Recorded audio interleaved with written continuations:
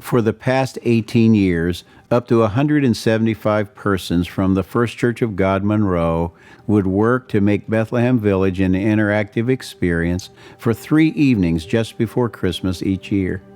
Because of the pandemic, we decided to video this experience and produce it virtually so folks can still experience it. This year, about 30 reluctant persons agreed to be videoed. Each are praying and hoping this year will produce a greater response than in years past, where up to 2,700 people would normally come through this event. We determined back in October that Bethlehem Village would be virtual experience this year. We then decided to shoot all of the shops and scenes at night. 8 of the 10 scenes were videoed in our sanctuary and required the creative genius of many people, especially Jordan Miller, our videographer, to make them appear real and believable. This effort resulted in us using lots of candles, oil lamps, fires, torches, and spotlights to define this nighttime experience. Obviously, from the biblical account, Jesus was born at night, not just in physical darkness, but also in spiritual darkness. The heavy-handed Roman occupation of Israel, compounded with the 400 years of prophetic silence from God, characterizes this overwhelmingly dark setting. God introduces or inserts himself into this gloom and despair with a fascinating and unique illuminating moment. This occurs not with a lightning bolt for the whole world to see, but through a baby's natural birth. Although Bethlehem was packed with people because of the Roman census, no one was made aware of this phenomenal expression from God. Only insignificant shepherds in the field that night experienced the frightening angelic announcement and heaven's glory radiating all around them. Even Mary and Joseph, who knew their newborn was divine, had to rely on secondhand information from the shepherds that heaven had actually announced the birth of God's Son. Woven into this darkness and blindness is God masterfully orchestrating the means by which he will illuminate the whole world. This light is a tiny spark within a heart that is capable of igniting a blaze of glory that can shatter the darkness of arrogance, ignorance, secret sin, busyness, unbelief, and even the religious darkness that may be full of hope and expectation, yet cannot produce a ray of real light. This is the treasure Mary pondered in her heart and held in her womb, and then laid in a manger as evidence for the shepherds and all of us to see. This spark can ignite the blinding glory of God that is able to set us on fire as a witness to define this moment of light. It is capable of destroying darkness and ushering in a new day of dawning, eternal light. The prayer of us at Monroe First Church is that this year's virtual village will be the ray of light for everyone, till the whole world is full of his glory.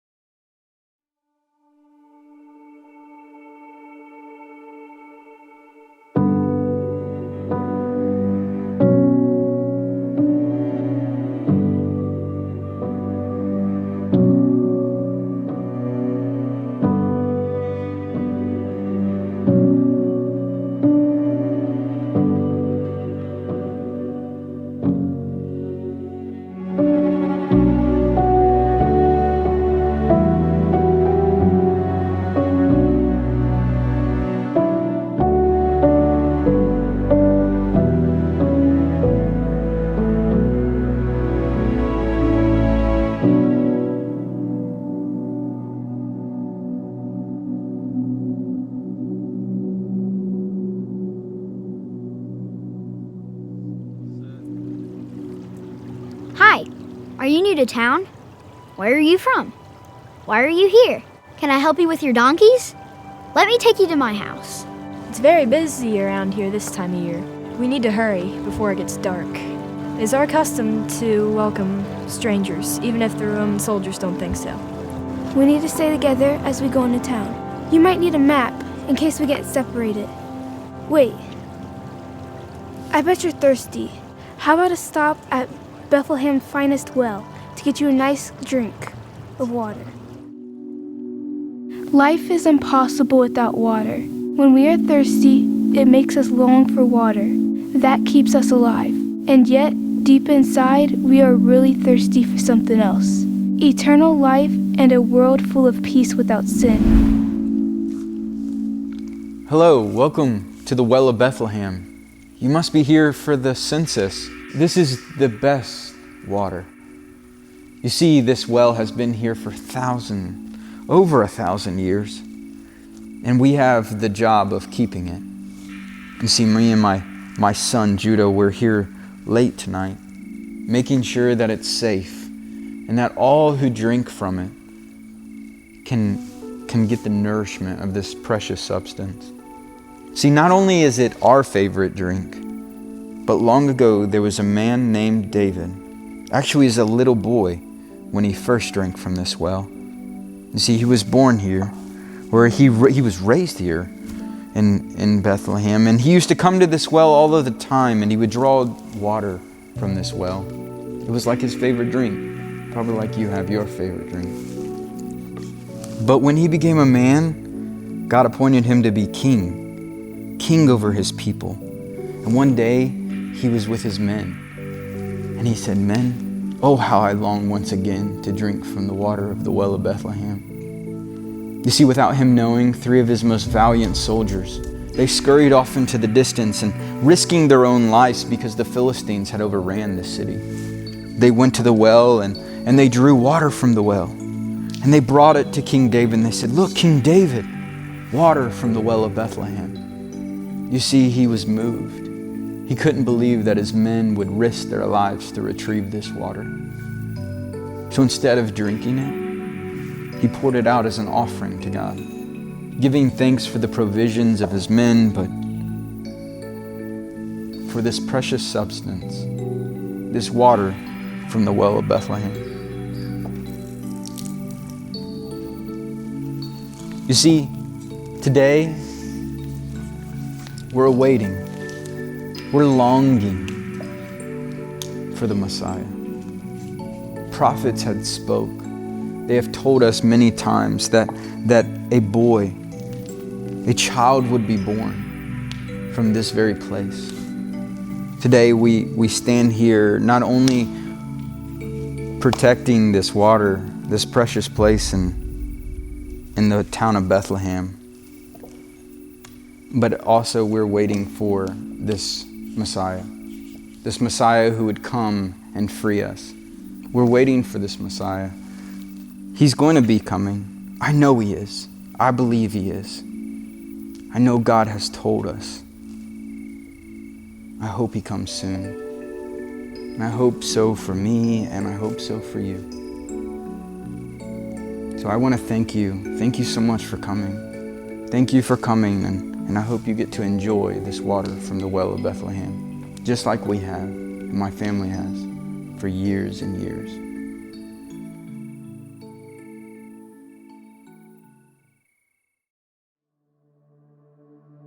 When we are thirsty, it makes us long for water that keeps us alive, and yet deep inside, we are really thirsty for something else, eternal life. Maybe that is why baked bread smells and tastes so wonderful. I hope someday we won't have to work so hard just to eat, and there would be enough food so no one has to go hungry. Shalom. Welcome to the Bethlehem Bakery. This bakery has been in our family for many generations.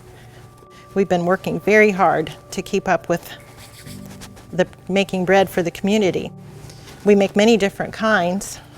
Yes, we make the challah bread, which we use on holidays and special occasions. It's a real rich bread. And we also have the matzah bread, or the unleavened bread that we used when our ancestors left Egypt and they had to leave quickly and weren't able to bring yeast with them. And that's also reminiscent of the bread that God provided for our ancestors in the wilderness. Every day the Lord provided fresh bread, and you could go out and you gathered as much as you needed, and then he provided it again the next day. So that was a blessing, and That's why we really love to make bread. Yes. We also make a showbread, which is the bread that is in the temple in Jerusalem. And there are 12 loaves of bread placed on the altar in the temple, and that represents the 12 tribes of Israel. And then that's replaced every Sabbath, and the priests eat that bread as it is on the bread that's on its way out. We've been so busy working late because we've had so many visitors to the village wanting bread, and the Romans taking bread also. They're oppressive, and they take the grain and the things that we need to make the bread. Our supplies are running low, and that's why also why we're working late because it's so busy, and there's more people wanting bread in the village. Asher, could you get us some bread?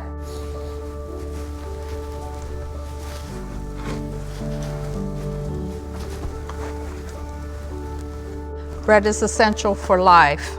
Breaking bread together makes us stronger. If you'd like to place an order of bread, we can get that ready for you while you visit the other shops.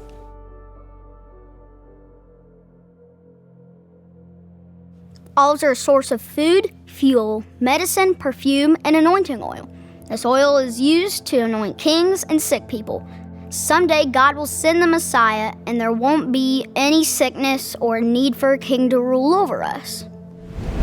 Good evening. Welcome to our shop. This is where we make the best olive oil in Bethlehem. I don't know you. I assume that you're in town for the census. There have been a lot of strangers coming in and out. The street has really been very crowded and busy.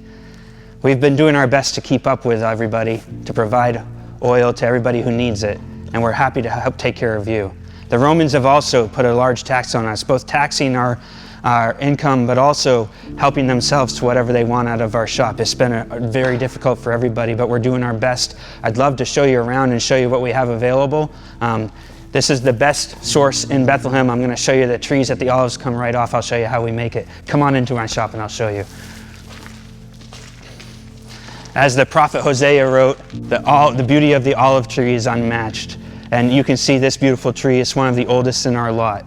This land has been in my family for generations. We've been working it and harvesting olives and making oil for this town of Bethlehem. And this tree right here is one of the oldest. In fact, we're pretty certain this tree was here when David lived in Bethlehem and may have been planted as far back as when Abraham was here. We're awfully proud of it and the harvest that we get. My daughters, I've blessed with 4 of them, praise the Lord, just harvested the olives this morning. I'll show you the freshest crop you're going to find in all of Bethlehem. My daughter here is working to get all the stems cleaned out. She'll squeeze an olive for you. You can see the fresh oil coming out or straight out of the olive. There is so much oil inside of these olives. They're just beautiful. They're magnificent. You could eat them just like this, but they're a bit bitter and they're a bit hard. And so the first thing that we have to do is crush them into a mash. My daughter's working the first press over here. I'll show you how it works. So as I said, the olives come off the tree very hard. We need to crush that flesh and the seed down in order to get the first oil out of the olives. And that oil that comes out is going to be the best oil. It's going to be the best tasting. It's going to be the most expensive oil. Most of the families in town will use that to give their first crop to the Lord and take that oil to the temple or to consume in their homes. And it will be a really fine flavor of the olive. Once we get all of that oil pressed out of there, we'll have a nice fine mash left in the press, and we'll scoop that mash out. And I will show you. I'm going to scoop some of this mash, and it goes right into these olive bags here. Once we get a bag full with that mash, there's still a lot of really important oil in those olives that can really provide for families. And so I'm going to bring this over. My daughter will put it onto our second press where we'll get the last of the oil out of the olives. And this is important oil also.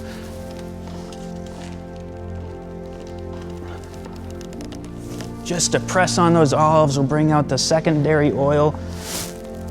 And that's the oil that our families will use for fragrance and for fuel. And that fuel, that oil, when it comes out, is a beautiful oil to use for lighting your lanterns in your home. It's evening now, The sun is going down. It's been a very busy day here in Bethlehem. I'm expecting a very quiet and calm night. My daughter's showing you here, though, turn around, honey, that even as night comes, the day doesn't have to end. This important light can allow us to extend our day in our home as a family, and allow our day to extend beyond sunset and into the evening.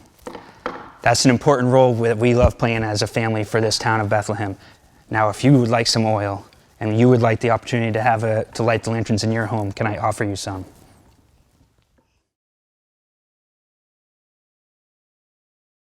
It doesn't take long in life to realize that we are designed for a purpose. This is easier to understand if we view God as a potter and we are being shaped by Him like clay on a potter's wheel. God will always make us into something useful. Shalom. Welcome to Bethlehem. I hope you're having a good time. I can tell that you're a visitor because I don't recognize you. Welcome to the Potter's House. We sell all kinds of things here. We make everything by hand.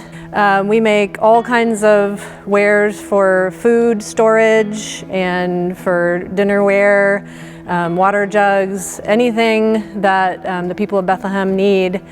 And we're working really late at night tonight. It's been kind of crazy around here because of the census and just the demands that the Romans are having here in the village. So right now I'm working on a bowl, and I love working with clay because it's used in the scriptures so much to compare us as God's creation as the clay, used as a metaphor, and God as the potter. And the prophet Jeremiah was actually called by God to go down to the potter's house because God wanted to show him something. God told Jeremiah to notice and to think about how God is the potter and we are the clay. The nation of Israel is the clay. And when I think about that, I think about how clay is made of the same materials that we are made of. It's made of the dust of the ground. And clay is special. It's different from soil that a farmer would use to plant in. It is the smallest, tiniest particles, and so it really clings together, and it can be watertight. And so as the clay is turning in my hands, also I can tell if there is a mar in the clay, and that's what happened in the story in Jeremiah. He watched as the potter was making something, and then the clay was marred, which means maybe there was an air bubble or a piece of rock or wood or something. And if that happens, the potter knows that if he can't fix that somehow, then the clay is going to have to be reworked. And so if I find a mar, I just squish it, and then I have to rework that clay. And that's exactly what happened.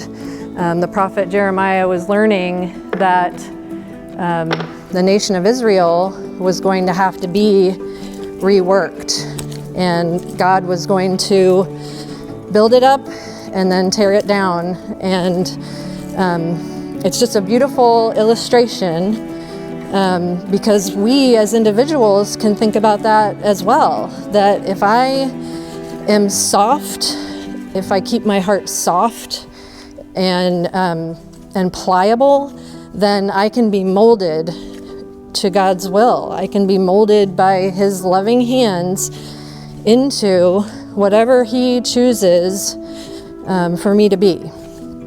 So once I get my clay worked and ready, then I can attach it back to the wheel. And the first step is called centering. And I take this awkwardly shaped lump of clay. I know sometimes I feel awkwardly shaped, and I have things in my life that, maybe are not in balance. They're not going the way that I think they should go. But if I allow myself to be soft in God's hands, then He is the one that can smooth those things out. And He decides. It would be very silly to even think of the clay deciding what it's going to be. This clay, if it decides to be something, would not be able to do it. It needs the potter's hands and the potter's touch. So after I get it centered, I can open it. And if you remember, my first vessel was a bowl. And now I'm going to make something a little different. And that was part of the illustration as well, that God tore down Israel and then He built it up in a different way for His purpose. So as I make this new shape, I just think about how even if we have sin in our lives and God has to tear us down, He can make something totally different and we get a chance to start over. So once I get done making this, the next part of the process is allowing it to dry completely, and then I can fire the pottery. And up until the time the pottery is fired, if you add water to it, it will go right back down to being a pile of muddy clay. So the firing process is very important in the work with pottery because it makes the pottery permanent. The usefulness and the purpose of this pot cannot start until it is taken away from the wheel. So once God has formed us and made us into the vessel that He wants us to be, and we are fired, we're taken away from this pottery wheel, and we are put through the fire, then we are truly able to have purpose in our lives. So as I finish my shape on my vase here, I can take it off of the wheel. So now that I am done shaping it, I can cut it. And this is the finished piece before firing. This will take several weeks before it's dry, and I trim the bottom, and then it goes through the firing process. But we have lots of other wares. But most importantly, I hope that you will think about God's work in your life after having visited the Potter's house. Sometimes I feel ashamed of the things I have done. It would be nice to have a place to hide or something to put over my shame. Maybe when the Messiah comes, He will help us not to feel guilty. Good evening and welcome to the linen fields of Bethlehem Village. Tonight we'd like to tell you about flax, because flax actually makes linen. This is flax. Flax is grown in a field, much like wheat or rye, but it actually takes about 80 days to 100 days to grow to maturity, at which time it is pulled up from the root, the whole plant is used, and as the plant is harvested, you would take the bolls from the plant, and they are kept separately where they would be taken out for flaxseed, where it could be milled into flour or milled into oil. The plant would then be taken to a water area where it would be submerged, and when it's submerged, it would start to break down or deteriorate the plant stalk. Once that is done, the plant would then be dried in the sun. Once it is dried, you can then start taking parts of the plant and you can break away the stalk. Once you break away the stalk, you come up with fine fibers, as you see here. These fine fibers are then carded and then purified and made into a fine piece of fiber. Those fibers are then taken and spun into a thread. By spinning it into a thread, we can then put it on a loom and weave it into a linen fabric. These fibers are woven into a fabric And once that's woven into a fabric, it would be used to make garments. During the time of the Bible, we know that linen is mentioned 116 times. And each and every time it's mentioned, it talks about righteousness and purity. We also know that a priest's gown would be woven from the finest linen. The priest would wear the gown and it would keep him from getting hot or sweating. We know that the Bible also tells us that man will live by the sweat of his brow. The priest did not want to sweat when he entered into the Holy of Holies. So he would wear the linen gown. When he was entering into the Holy of Holies, that sweat would have represented sin, which he did not want to do. They actually would put bells on the bottom of his gown and tie a rope to his legs, so they knew that if the bell stopped ringing, that they would actually pull him out by the leg because he had taken sin into the Holy of Holies. To explain further how flax and linen plays a role in the Bible, I would like to let my son tell you a story about how flax played a role during the times of Joshua. Hello, I am one of the spies of Jericho, and when going into town, we met this lady named Rahab, and we told her that if she hit us and put a red linen rope like this one out of her window, her family would be spared. And so she did. She hid us on her roof under flax bundles like this.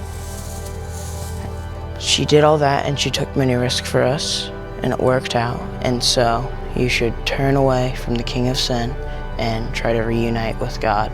Zachariah, thank you for sharing that story with us this evening. And thank you for stopping by our shop. Our family would not normally be here this late. However, we're oppressed. The Roman guards fill our city. There are so many people here, we can't get our work done during the day. If our Messiah would come at this time, today, it would be our prayer, an answer to prayer. Please join us in that prayer. The priest at the temple offers sacrifices for sin every day. Sometimes they offer goats, sheep, bulls, and even doves. They all have to be perfect and a firstborn. It would be wonderful if someday, maybe when the Messiah comes, no animals would have to die. Okay. Welcome travelers. Come into the apothecary shop here at Bethlehem Village. I know many of you have traveled for days just to be here, to be counted, and I've never seen the village so full and so busy. I hear our inns are full, and some of you don't even have a place to stay. And we've been working very hard preparing for you, and working long hours well into the night and gathering herbs and spices and the finest frankincense and myrrh that the village has. Can you smell the heavenly fragrant aroma? Bethlehem, such a small and insignificant city, yet the prophet Micah proclaimed that the Messiah would be born right here in the city of David. Oh, how I long for his coming to ease this oppression of the Roman rule. I've been preparing for him, grinding salts into fine powders to be used for the salting and the swaddling of the firstborn male child. That child that the Lord has said belongs to him, that should be presented as an offering to him. I see some of you are with child. Maybe you bring the Messiah to relieve us from this oppression. Come, let me teach you how to prepare, how to tend to that firstborn baby boy. When the baby is born and his cord is cut and tied, you're going to wash him with water that's been prepared with medicinal herbs like rosemary or aloe. Once the baby has been cleaned, you're going to gently remove him, dry him off. Then we're going to take these fine salts, gently start to rub it all over the baby's body. You see, these salts are going to help prevent the baby's skin from getting an infection. It's going to dry it up and toughen it up. But Scripture has told us that every offering should include salt. This salt is going to symbolize the value of the offering, the purity of the offering, and its endurance. Once the baby has been salted. You're going to wrap the baby in swaddling bands. Now, these bands are very special. They've been passed down from generation to generation. They've been hand embroidered with the family crest, which identifies who this baby belongs to. The baby's going to be wrapped with these swaddling bands, with his arms and his legs tight down at his sides. That symbolizes the parents' dedication to raising this child to stand upright unto the Lord. Once the baby has been wrapped and swaddled, we're going to allow the baby to rest and to sleep, and he's going to remain this way until he's fully awake and ready to take his first full feeding. After that feeding, the baby can be unswaddled, and these swaddling bands are going to be set aside. They're going to be cleaned and stored to be passed down to the next generation's firstborn male baby. The baby's going to be washed again, making sure to clean all the salt off from his skin.